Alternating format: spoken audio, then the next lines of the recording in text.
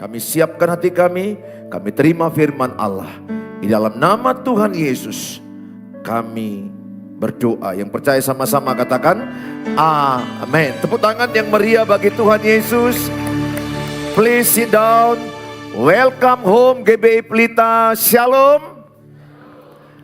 Ya, senang ketemu dengan Bapak Ibu dalam ibadah pertama ini. Shalom bagi saudara yang di live streaming, di YouTube, dimanapun saudara berada. Tuhan Yesus memberkati. Terima kasih untuk tetap setia mengikuti channel YouTube GBI Pelita dan channel YouTube Suheri Gultom. Saudara pasti diberkati dalam channel YouTube itu. Subscribe, like, and share, and comment. Saudara, hari ini kita belajar firman Tuhan. Tuhan tahu air matamu. Tidak ada di antara kita yang tidak pernah nangis. Tanya sebelahnya, kamu pernah nangis enggak? Tanya sebelahnya dulu, pernah nangis enggak? Coba, siapa di antara saudara yang tidak pernah nangis? Saya kasih hadiah. Tidak ada di antara saudara yang tidak pernah nangis. Ada yang nangis di kamar mandi, ada yang nangis di bantal, ada yang nangis di tepi laut, ada yang nangis di kantor. Setiap kita pernah nangis. Air mata kita ini dijadikan Tuhan. Tuhan tahu suatu waktu kau nangis. Dan kalau kau mau nangis, nangislah ke Tuhan. Jangan nangis ke manusia. Nangis ke Tuhan itu yang paling penting. Jadi Tuhan tahu suatu waktu kau sedih, kau susah. Contoh, kalau meninggal anak, orang tua mana yang gak nangis? Betul? Kalau meninggal anak, orang tua mana yang gak nangis? Bahkan ada yang bilang ke saya, 2 tahun setiap hari saya ke Simalingkar B. Wow, saya bayangkan. 2 tahun dia menangis di kuburan anaknya. Dan ada yang sampai pergi ke psikiater karena terganggu jiwanya. Karena dia melihat anaknya kayak hidup. Istri mana yang gak nangis kalau suaminya meninggal? Saya baru melihat sepupu saya meninggal. Istrinya ngomong-ngomong sama suaminya yang sudah jenazah. Saya pulang jam 12 malam. Hari pertama. Saya melihat dia ngomong-ngomong sama suaminya. Dia ngomong-ngomong, kenapa kau cepat kali tinggalkan aku? Anaknya masih SMP kelas 2 dan masih belum sekolah, TK. Masih TK. Yang kedua, dia ngomong. Saya bisa rasakan setiap kita pasti akan ada yang namanya ratap tangis. Kita belajar dari firman Tuhan, kitab Ratapan 3. Namanya pun sudah ratapan ya. Pasti kita pernah mengalami ratapan. Ratapan 3 ayat yang ke-20 sampai kepada ayat yang ke-26. Mari sama-sama kita membaca. 1, 2 ya. Jiwaku selalu teringat akan hal itu dan tertekan dalam diriku. Tetapi hal-hal inilah yang kuperhatikan. Oleh sebab itu aku akan berharap tak berkesudahan kasih setia Tuhan. Tak habis-habisnya rahmatnya. Selalu baru tiap pagi. Besar kesetiaanmu. Tuhan adalah bagianku, kata jiwaku. Oleh sebab itu aku berharap kepadanya. Tuhan adalah baik bagi orang yang berharap kepadanya, bagi jiwa yang mencari Dia. Adalah baik menanti dengan diam pertolongan Tuhan. Saudara, ayat 20 ini ungkapan hati Yeremia, Nabi Yeremia. Jiwaku selalu teringat akan hal itu dan tertekan dalam diriku. Nabi Yeremia adalah seorang nabi yang dipakai Tuhan setelah orang Israel dari Mesir 400 tahunan dikembalikan Tuhan ke Yerusalem, ke tanah perjanjian. Dan orang Israel tetap berbuat jahat, tetap punya berhala-berhala, menyembah dewa-dewa. Saudara, Allah kembali murka, marah kepada orang Israel. Saudara, orang Israel ini orang pintar tapi tegar tengkuk, keras hati, kepala batu. Berulang-ulang udah dinasehati Tuhan, berulang-ulang diingatkan Tuhan, berulang-ulang melanggar. Mereka dibuang ke Mesir. Dan ini lagi kembali mereka melanggar, sementara Nabi Yeremia sudah menyampaikan pesan Tuhan dengan sungguh-sungguh menasehati mereka supaya mereka bertobat, supaya mereka berubah. Segenap hatinya sungguh-sungguh dia ingatkan, kenyataannya Israel tetap berbuat dosa, tetap melanggar perintah Tuhan. Dan Tuhan marah dan mereka dibuang ke Babel. 70 tahun mereka dibuang di Babel. Saudara, dalam Alkitab Yeremia 25 ayat 11. Yeremia 25 ayat 11, maka seluruh negeri ini akan menjadi reruntuhan dan ketandusan. Dan bangsa-bangsa ini akan menjadi hamba kepada raja apa? Babel. Selama berapa tahun? 70 tahun lamanya. Ini akibat daripada Israel yang tegar tengkuk, keras hati. Aku berdoa, saudara, jangan keras hati. Kalau sudah diingatkan Tuhan, bertobat-bertobatlah. Pasti ada akibat dosa. Kalau Tuhan sudah ingatkan, tinggalkan perzinahan, tinggalkan. Tinggalkan gosip, tinggalkan. Saudara, Tuhan mengingatkan kita baik-baik lewat firman Tuhan, itu lebih baik supaya kita bertobat. Tapi kalau dengan baik-baik kita tidak mau bertobat, Tuhan punya cara yang membuat kita lebih menderita, yang membuat kita lebih susah.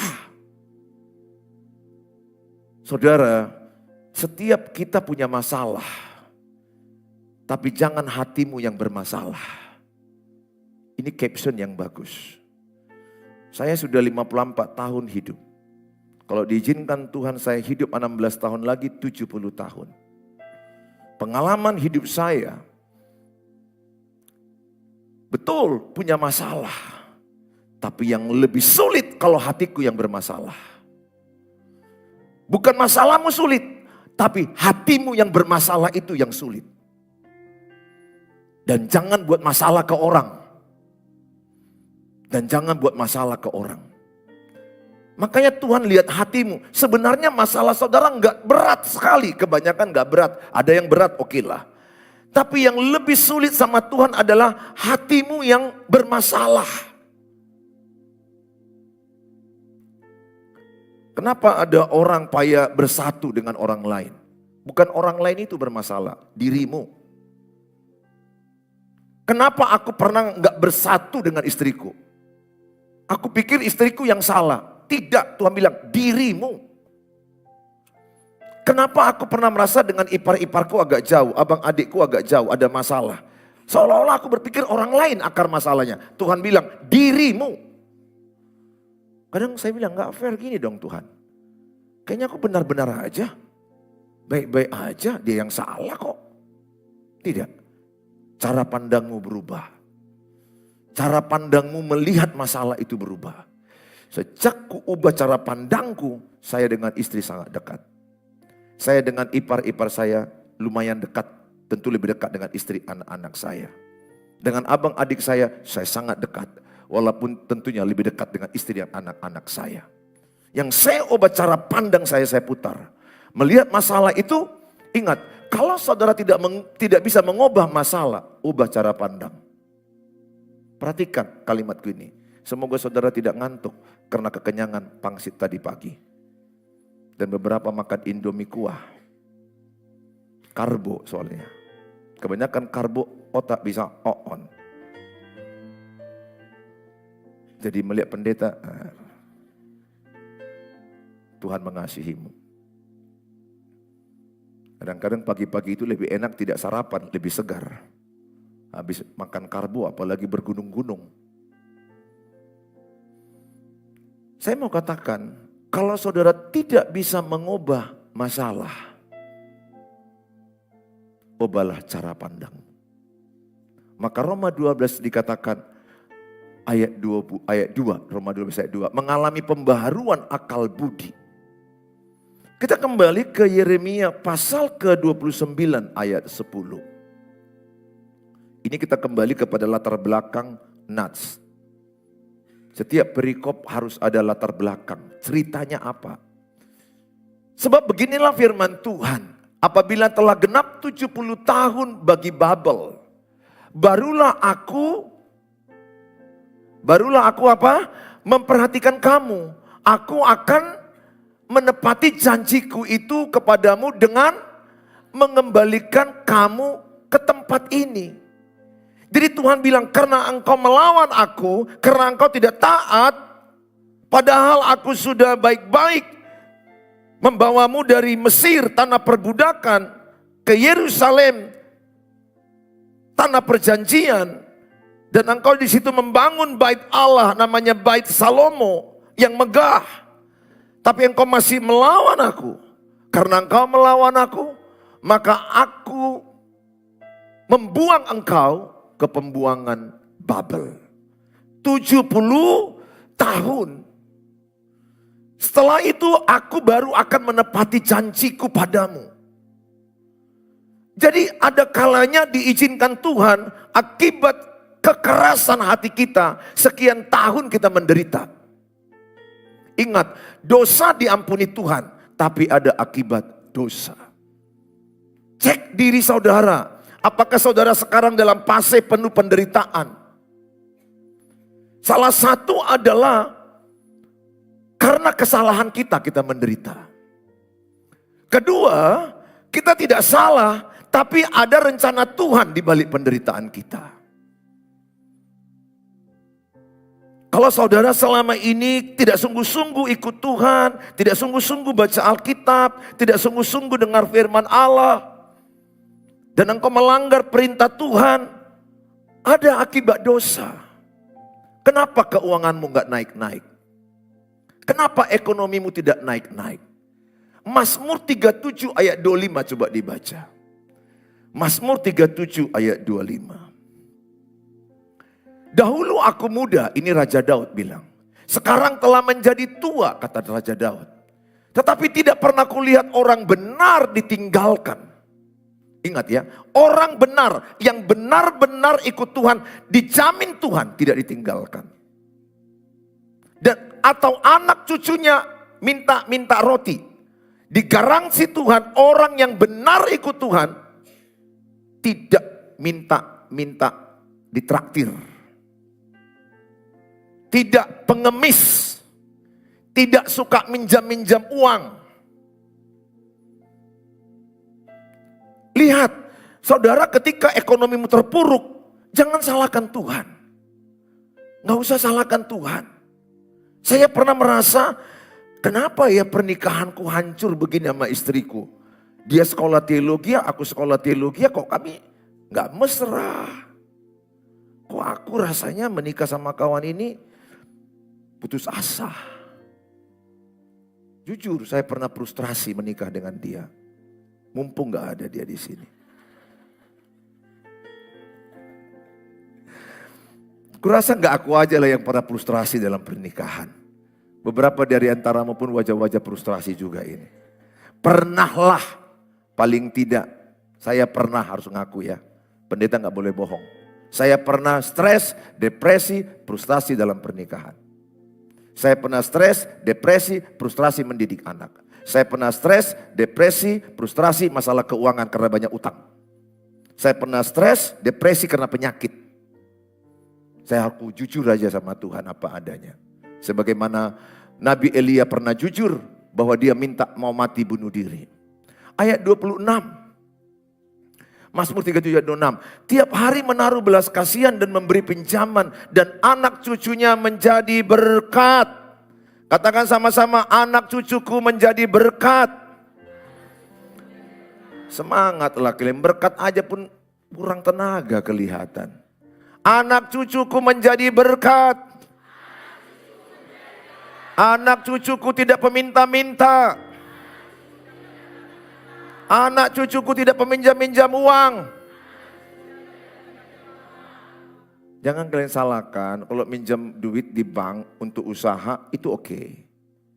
Ya, ini minjam-minjam untuk pinjamlah untuk beli bedak, pinjamlah untuk uang sekolah anak, pinjamlah. Sekali oke lah minjam untuk sekolah anak, tapi tiap bulan minjam. Tapi haleluya, Tuhanku besar. Orang gak percaya Tuhanmu besar kalau kau minta-minta. Gak percaya dong. Bagaimana orang percaya Tuhan kita besar, kerja kita pinjam 100. Traktir dong. Gak lah. Saya udah ceritakan tadi kan, aku banyak terpuruk dalam beberapa aspek. Dan waktu itu yang kusalahkan istriku. Yang kusalahkan keadaanku. Aku ini begini, karena beginilah. But now, no. Saya tidak pernah menyalahkan siapapun sekarang. Dan saya pun tidak menyalahkan diriku sendiri. Aku hanya menangis dan meratap di kaki Tuhan. Dan Tuhan bicara. Sekian waktu meratap. Waktu sakit itu yang berat-berat itu, saya sekian lama, setahun ada. Meratap. Meratap itu artinya sedih. Sama seperti Yeremia meratap. Tuhan, aku sudah baik-baik menasehati Israel umatmu. Aku sudah arahkan, aku sudah nasihati. Tapi inilah hasilnya, mereka tetap melawan. Menangis Nabi Yeremia. Saya pun pernah irit Nabi Yeremia mengembalakan GBI Pelita ini. Tuhan, aku udah capek khotbah tentang mengampuni. Tapi umatmu sampai sekarang pun masih ada yang sakit hati gak mengampuni. Kalau ada di ruangan yang mendengar ini, bertobatlah. Air mataku cukup banyak di situ untuk kalian. Kenapa udah tua pun gak bisa mengampuni? Udah lama di gereja, masih sakit hati. Ya Allah, ya Tuhan. Tersinggung. Gimana kau bertumbuh? Tersinggung aja. Ingat Amsal 4:23. Jagalah hatimu dengan segala kewaspadaan. Kutanya, tugas siapa menjaga hatimu? Tugas Tuhan atau tugasmu? Katakan sama-sama, tugasku menjaga hati. Coba pegang dulu hatimu ini. Tugasku menjaga hati ini. Tidak kuizinkan si sakit hati masuk. Katakan. Aku tidak mau lagi sakit hati. Bilang sebelahnya, no way. Oh Tuhan Yesus. Udah tua, gigi tinggal 2. Tersinggung. Sakit hati. Ya Allah. Apalah rohanimu berputar-putarlah di situ. Itu kan orang Israel di padang gurun berapa tahun? 40 tahun. Harusnya enggak 40 tahun. Hanya beberapa hari. Mengeluh, bersungut-sungut, menyalahkan. Itulah orang Israel. Menyembah patung. Saya mengajak sama saudara, ayo sama-sama kita belajar dari kitab ratapan ini. Saya tahu beberapa di antaramu meratap masalah keuangan yang berat. Meratap masalah pernikahan, keluargaku yang di YouTube. Sarangeo. Ya, jujur jemaat YouTubeku lebih banyak daripada jemaat GBI Pelita. Jemaat GBI Pelita itu 2.500-an. Jemaat yang hadir ibadah minggu. Tapi jemaat YouTube udah hampir 13.000. Dan mereka setia menunggu saya. God bless you. Mereka selalu bilang, selalu kutunggu tayangan Pak Pendeta. Tapi jemaat GBI Pelita gak pernah ucapkan itu. Walaupun sudah didengarkan di sini, menara doa pagi. Gimana? Tuhan sayang sama aku. Aku ditolak di kandangku sendiri. Followers TikTok saya sudah 280 ribu. Saya khotbah kemana-mana, selalu mereka minta foto.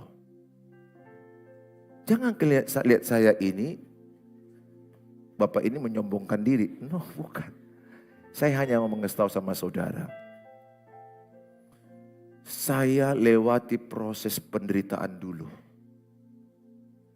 Kalau sekarang aku ini bisa bawa firman melalui YouTube, TikTok, Instagram, Facebook, subscribe, like, share, and comment. Aku mau bilang, karena sudah banyak penderitaan kulewati. Nggak kan enak khotbah pendeta di mimbar ini kalau nggak pernah menderita. Percaya maham. Percaya kalian ku bilang, kalau kalian tunjuklah pendeta di sini hidupnya baik-baik aja. Semuanya lancar. Hambar. Kenapa aku menatap kalian dengan penuh belas kasihan? Karena aku tahu penderitaanmu itu pernah ku alami. Syukurnya aku lepas dari jurang itu. Dan aku tidak mau kau hancur. Aku mau menolong sebagai hamba Tuhan. Menuntun kepada Kristus, mengarahkan kepada Tuhan. Supaya berhenti menyalahkan orang. Kalau saudara masih menyalahkan orang, jangan harap hidupmu berubah. Bukankah selalu saya ucapkan dari mimbar ini, ubahlah aku Tuhan, supaya lewat perubahanku orang lain dimenangkan. Ubahlah saya Tuhan, supaya lewat perubahanku keluargaku diselamatkan. Perubahan keluargaku cukup dari perubahan diriku sendiri. Selagi engkau suka melihat orang lain yang salah, engkaulah yang disebut di Alkitab itu melihat selumbar di mata orang. Balok di matamu tidak kau lihat. Kesalahanmu banyak, tapi kerjamu menghakimi orang. Let's go. Nggak usah lagi lihat kesalahan orang. Nggak usah lagi selalu orang yang salah. Kalau engkau tidak bisa bersatu dengan orang lain, kemungkinan besar itu masalah dalam dirimu. Saya dulu begitu, yang salah istriku, yang salah anak-anakku, yang salah keluarga mertuaku, yang salah iparku, yang kesalah jemaat. No, saya tidak sekarang. Aku yang perlu berubah. Dan aku pun tidak menyalahkan diriku. Aku yang perlu berubah. Kenapa keuangan kami begini? Utang kami banyak nggak terbayar pada waktu itu. Saya terlalu rakus. Walaupun pendeta terlalu ingin cepat usaha ini, usaha ini, usaha ini. Nggak fokus. Akibatnya uang kami ngelungsep. Dan aku berusaha di bidang gak kukuasai. Properti. Begini-begini pendetamu ini developer. Ya serius. Saya membangun 2 lokasi perumahan. Tapi tidak laku-laku.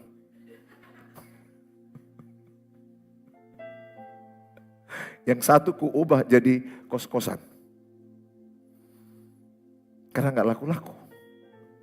Dan tidak laku-laku dikejar utang. Dikejar bunga bank. Asal bunyi telepon, Tuhan tolong aku, Tuhan apa yang mau aku jawab. Kan kalau orang yang gak bayar utang ini kan begitu ya, ketakutan kan. Apalagi jumpa orangnya, oh Tuhan kalau bisa belok lah. Balik ke sana, jumpa lagi yang punya utang lagi sana saudara. Paling enak hidup tidak punya utang. Betul. Bilang sebelahnya, bayar utangmu.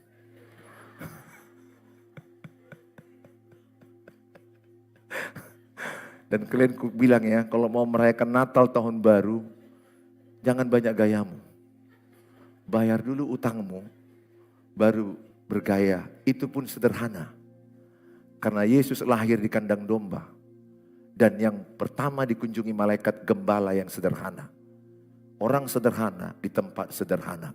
Yang penting perubahan hidup. Amin. Ya, saya berdoalah. Kalianlah orang yang membawa damai di keluargamu. Jangan tambah masalah. Saudara, setelah genap 70 tahun, maka orang Israel dikembalikan Tuhan dari Babel. Jadi ada Pengkhotbah 3:11, semua indah pada waktunya. Ada waktu lahir ke dunia, ada waktu meninggal dunia. Pengkhotbah 3:1 dan 2, ada waktunya tertawa, ada waktunya menangis, ada waktunya menabur, ada waktunya menuai. Semua ada waktunya. Jadi kalau kulihat dari wajahmu, sekarang ini waktu penderitaan kulihat dari Bapak-Bapak Saudara. Lagi penuh perjuangan, penderitaan, kesusahan. Aduh. Udah menderita pun masih ngantuk lah dengar khotbah. Puji Tuhan lah, haleluya. Orang kok udah menderita itu mau dengar khotbah begini, semangat. Ini udah menderita pun, utang gak terbayar-bayar. Paling tidak dengar khotbah semangat, amin. Sarangeo. Gini loh, aku ini kan bapak rohanimu. Aku kan pernah susah, aku pernah salah, aku pernah menderita. Seorang bapak yang baik kan menasehati anaknya jangan mengulangi kesalahan bapaknya. Betul? Kenapa aku berteriak pernikahan harmonis? Karena aku pernah hancur. Habis-habisan ini ku training sama anakku si Jamie. Ku training sama anak-anak rohaniku ini. Bagaimana yang benar. Demikian juga bisnis. Saya rindu sekali. Supaya setiap saudara di posisi saudara sedang terpuruk. Bagaimana tidak sedihnya Yeremia. Dia melihat Yerusalem hancur berkeping-keping. Dia melihat bait Allah, bait Salomo yang dibangun dengan mewah, hancur tinggal tanah. Kemegahan daripada orang Israel itu adalah Yerusalem. Lihat, mereka sampai sekarang mempertahankan Yerusalem. Yerusalem ini diperebutkan 3 agama. Karena di 3 agama ini, di situ ada yang namanya tempat suci yang diyakini oleh 3 agama. Rebutan sampai sekarang. Karena saya sudah ke Yerusalem. Saya sudah mengunjungi 3 tempat suci itu. Saya melihat tentara begitu banyak di situ. Pasukan merebut. Perang gak siap-siap. Saling mengklaim. Karena Yerusalem itu adalah lambang daripada kemegahan Israel. Tempat namanya tembok ratapan, tempat mereka beribadah. Saya mengunjungi tembok ratapan itu. Mereka kawal betul. Yang sebelahnya lagi ada daerahnya Masjid Al-Aqsa. Ada kubah emas itu. Dan saya melihat lagi di situ juga adalah tempat keyakinan kita. Di mana Allah gak jauh dari situ, Yerusalem 10 km, Palestina, Bethlehem, kota Daud. Jadi perbatasan Yerusalem itu langsung Palestina. Dan hanya 10 km, 10 km dari sini ke Padang Bulan gak sampai. Disitulah ada Tuhan Yesus lahir. Di Bethlehem, kota Daud. Jadi perebutan daerah itu sangat banyak. Bisa saya katakan, orang Israel menganggap itu adalah kemegahan mereka Yerusalem dan bait suci. Ketika hancur, maka Yeremia meratap. Dia merasa di titik terendah. Dia merasa habis sudah. Dia merasa aku udah lakukan bagianku, aku udah mengajarkan, aku udah menasehati, aku udah mengingatkan. Tapi ini yang terjadi. Di mana orang-orang Israel bandal dan melawan dan Allah murka dan membuang mereka ke Babel 70 tahun. Setelah genap 70 tahun, Allah memulihkan mereka kembali. Allah memanggil mereka dari berbagai tempat diaspora yang berserak ke kemana-mana untuk bersatu kembali. Sampai sekarang mereka sedang mewujudkan persatuan dari beberapa daerah negara untuk mereka bersatu. Apa yang saudara lakukan ketika engkau terpuruk seperti Yeremia? Saya hanya katakan, masih ada harapan oleh kasih Tuhan. Separah apapun keadaan saudara, jangan putus asa. Jangan putus asa, masih ada harapan. Datang kepada Tuhan. Yang pertama, Nabi Yeremia berkata, kasih Tuhan selalu ada. Sama-sama katakan, kasih Tuhan selalu ada. Di Ratapan 3 ayat 22 dikatakan, tak berkesudahan kasih setia Tuhan, tak habis-habisnya rahmatnya. Apa arti tak habis-habisnya rahmatnya? Tak habis stoknya. Tidak habis stoknya. Selalu ada, selalu baru, selalu baik. Kutanya dulu, bisakah habis stok cinta suami ke istri? Bisa habis? Bisakah habis stok cinta istri kepada suami? Ada loh. Waktu kami bertengkar pun pernah kayak gitu. Udah habis cintaku sama kau.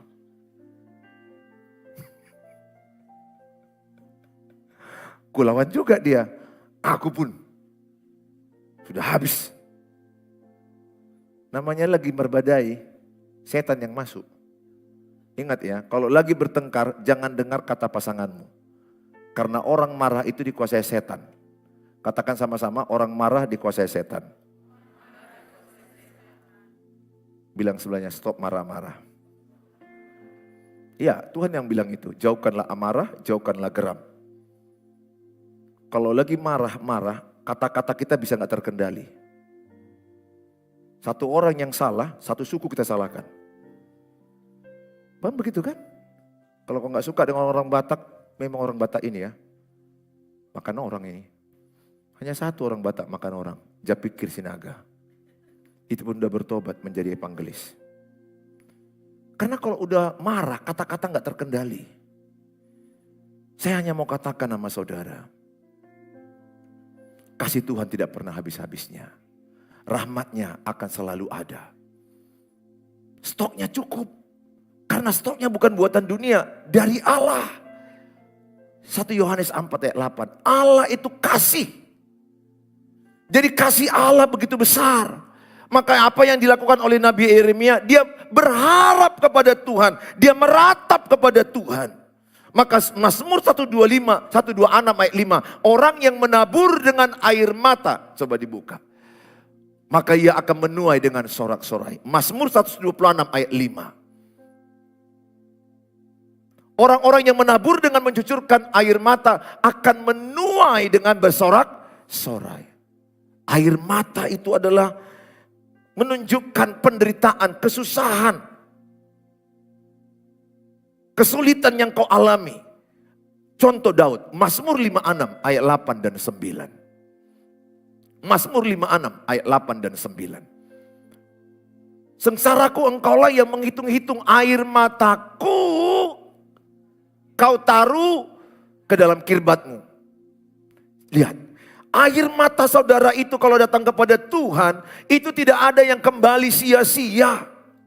Saudara tahu bagaimana Hana diledeki, diejeki oleh madunya Penina. Mandul tidak punya anak, mandul tidak punya anak. Apa yang dibuat si Hana? Dia pergi ke rumah Tuhan, jumpa Imam Eli, dan kemudian dia menangis. Dia ceritakan, Tuhan, hanya padamu kuserahkan.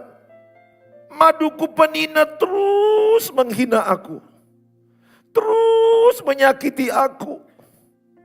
Setiap tetesan air mata daripada Hana ditampung. Lahir Nabi Samuel. Lahir Nabi besar. Maksud saya begini loh. Kalau engkau punya kesusahan, lagi terpuruk, lagi berat. Jangan cerita sama manusia duluan. Kalaupun cerita kepada manusia, orang yang kau lihat mulutnya gak bocor. Ingat ya, kalau aku cerita kepada Ibu Ros, ini contoh aja. Suatu waktu Ibu Ros ini gak temanku. Maka apa yang kuceritakan, diceritakan sama orang lain. Ibu Ros ini bisa berubah. Saya pun bisa berubah. Gak selamanya aku sahabatmu, belum tentu. The man is changed. Manusia itu berubah. Orang yang menikah aja sehidup semati katanya. Enggak juga. Yang satu hidup, yang satu mati. Maksud saya begini, kalaupun ada kesusahanmu, tangiskan ke Tuhan. Pernahkah sesak hatimu? Pernahkah engkau sampai nangis menghadapi masalah? Aku pernah. Di pernikahan, mengurus anak, masalah keuangan, masalah kesehatan. Aku nangis pada Tuhan. Dan Tuhan gak langsung jawab 1 hari. Dan Tuhan gak langsung jawab 1 bulan. Tuhan izinkan aku kadang 2 tahun, 3 tahun, 5 tahun. Dalam ratapan itu. Sekarang tidak. Saya sudah menuai apa yang kuratapi itu. Sehingga aku bisa menyampaikan kepadamu, let's go, be strong. Pengharapanmu kepada Tuhan. Yeremia 17 ayat 5 dan 7. Diberkati orang yang berharap ke Tuhan. Terkutuk mereka yang berharap kepada manusia. Ingat, kenapa engkau tidak perlu berharap kepada manusia? Pertama, manusia itu berubah-ubah. Kedua, manusia itu kalau menolongmu, menceritakan pertolongannya. Ingat, apa yang orang kasih kepadamu, mulutnya itu nanti menceritakan, itu karena akunya itu. Kalau enggak baju Natalnya itu mana ada? Dari aku itu. Mana sekolah ini dulu, dari kampungnya ini. Pernah dengar itu? Dari kampungnya ini. Sombong kali kau kalau enggak karena aku sekolahkan. Itulah orang yang memberi tidak tulus. Saudaraku latih kalau sudah memberi, tebaskan tanganmu. Jangan cerita sama siapapun. Jangan pernah kau banggakan apa yang kau beri. Apalagi ke gereja. Sudah banyak yang saya dengar kalimat-kalimat. Kalau enggak karena aku mana bisa. Kalau enggak karena aku mana sekolah dia. Kalau enggak karena aku, enggak manusia itu. Jadi apa? Bodat. Sombong banget. Ingat, manusia ngasih sama kau sedikit, tapi ceritanya sudah banyak. Percaya kalian? Sedikit yang ditolongnya, tapi ceritanya udah sampai kemana-mana. Dan manusia yang ketiga, bisa tidak menepati janjinya. Yang keempat, manusia itu terbatas. Maka saya katakan sama saudara, seperti Nabi Yeremia, dia melepaskan air matanya kepada Tuhan. Berharap kepada Tuhan, rahmatnya selalu ada, kebaikannya tidak pernah habis-habisnya. Poin yang kedua, kasih Tuhan selalu baru dan baik. Pada ayat yang ke-23 dikatakan, pada ayat yang ke-23, selalu baru tiap pagi besar kesetiaanmu. Selalu baru setiap hari. Baru setiap hari. Besar setiamu Tuhan. Besar setiamu. Selalu baru setiap hari. Baru setiap hari, besar setiamu Tuhan, besar setiamu. Ketika aku berdoa saat teduh, saya bangkit, selalu ada kekuatan baru, ada semangat baru. Saudara, dia tidak memberikan yang bekas-bekas kepadamu. Pernahkah engkau menerima baju bekas dari orang? Itulah manusia, terbatas. Gak apa-apa sih, sepanjang layak pakai. Jangan beri ke panti asuhan benda, barang yang tidak layak pakai. Kalaupun yang sudah pernah dipakai layak. Selalu baru. Makanya kalau orang jumpa Tuhan itu pulang-pulang mukanya segar. Semangat, sukacita. Apalagi Natal, itu berita kesukaan besar. Baru dikasih Tuhan. Kalau manusia kan kadang-kadang ada makanan yang kurang enak, agak-agak basi. Bukan dimakan dia. Jangan dibuang, kasih sama orang lain. Pernah engkau korban makanan basi? Kayaknya beberapa wajahmu wajah-wajah basi nih aku lihat. Pernah korban makanan basi, sisa-sisa. Udah gak enak lagi, udahlah kasih aja. Pas yang enak, simpan. Nanti kalau kau lihat ada makanan Natal kurang enak, kasih aja mereka habiskan itu. Kalau pas nanti makanan yang enak, simpan. Tuhan tidak begitu. Dia selalu kasih yang fresh from the oven. Yang segar, yang baru. Supaya engkau energik.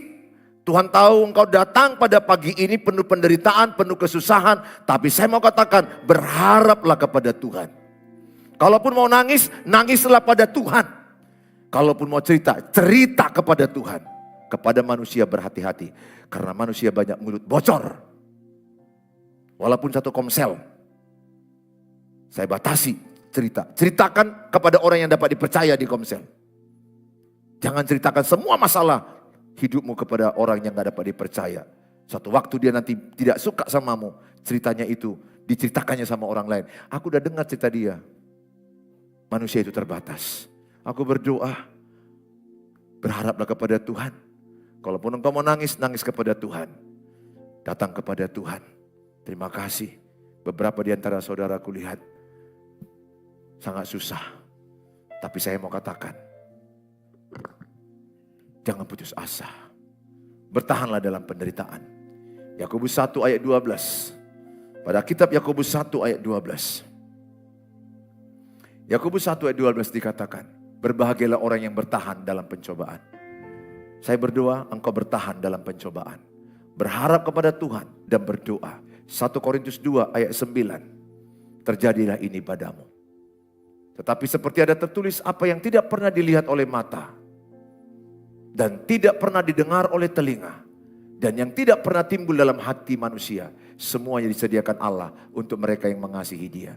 Di tengah-tengah penderitaan saya menangis, saya berharap kepada Tuhan. Hasilnya apa yang tidak pernah kupikirkan. Apa yang tidak pernah kudengar.